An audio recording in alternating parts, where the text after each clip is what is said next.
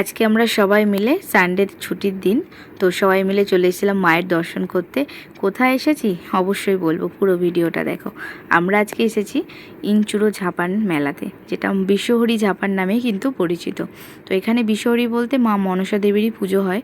আর আজকে আমরা সবাই মিলে চলে এসেছি মায়েরই পুজো দিতে, তাই একদম সকাল সকাল চলে এসেছি। রাতে এলে হয়তো মেলা ঘুরতে বেশি ভালো লাগে, যেহেতু দিনের বেলা এসেছি আমরা আর কোথাও দাঁড়াইনি। দেখেছো সামনে কত জ্যাম।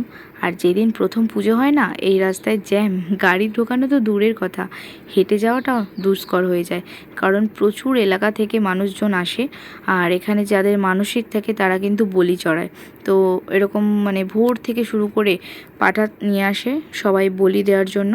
তো এই রাস্তা মানে বিচ্ছিরিভাবে ভিড় থাকে। এবছর নাকি অনেক ভিড় হয়েছিল। আমি তো সেদিন আসিনি, আমি আজকে ফাঁকায় ফাঁকায় এসেছি মায়ের পুজো দিতে। তো এখানে এখন বাইক করে যাওয়াই যাচ্ছে। আর আমরা কোনো দোকানেই নামিনি। আসলে মেলা দেখাটা উদ্দেশ্য ছিল না, উদ্দেশ্য ছিল মায়ের পুজো দেওয়াটা, তাই জন্য আর নামা হয়নি। তো আস্তে আস্তে মন্দিরের দিকে এগোচ্ছিলাম। আর এই মেলায় না প্রতিটা পাড়ায় বক্স বাজানোর একটা কম্পিটিশান হয়। যারা ওখানে থাকে তারা ভালো করেই এটা জানবে। আর যারা মেলায় গেছো তারাও পথে যাওয়ার পথে দেখবে যে প্রচুর প্রচুর বক্স বাজে, কিন্তু মানে 2 মিনিট যাবে এক একটা এলাকায় এক একটা রকম বক্স বাজছে আর কি। তারপরে দেখো এই গাছতলা থেকে শুরু করে মন্দিরের সামনে থেকে শুরু করে মানে অনেক জায়গায়, যে মন্দির দেখো পাশ থেকে শুরু করে রাস্তাটার অপোজিট গাছটাকে পুরো ঘিরে বাঁশ দিয়ে ঘেরা, এখানে কিন্তু বলি চড়ানো হয়। আর মেলায় এলে না এই বিষয়গুলো দেখতে ভীষণ ভালো লাগে। দেখো কি সুন্দর ঘুরছে হাওয়াতে। তারপর আস্তে আস্তে গাড়ি রেখে আমরা চলে এলাম একদম মন্দিরের সামনে। তারপর বর্ণালীকে বললাম যে কোথা থেকে ডালা কিনবো, তো মন্দিরের সামনে দিয়ে কেনাটাই বেটার। আর এদিকে দেখো আমি তনয় রক্তিম বড় মা সবাই হাঁটছিলাম। বর্ণালী একটু এগিয়ে গেছিলো।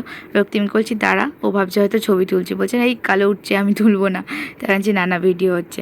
তারপর আস্তে আস্তে একটা কাকার দোকানে গিয়ে দাঁড়ালাম, ওখান থেকেই ডালাটা সাজিয়ে নেবো। এখানে দেখো কদমা, তারপর চিনির বাতাসাগুলো হয় না, বাতাসা, তারপরে কলা, ফুল টুল ছিল, সব দিয়ে ছোট্ট করে একটা ডালা সাজিয়ে নিয়েছি আমরা এখানে।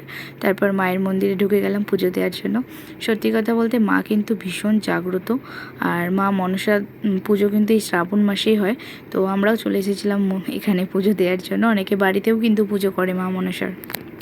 তো মায়ের কাছে এটাই চাওয়ার, সকলকে ভালো রেখো, সুস্থ রেখো, সবাই যেন অনেক অনেক ভালো থাকে।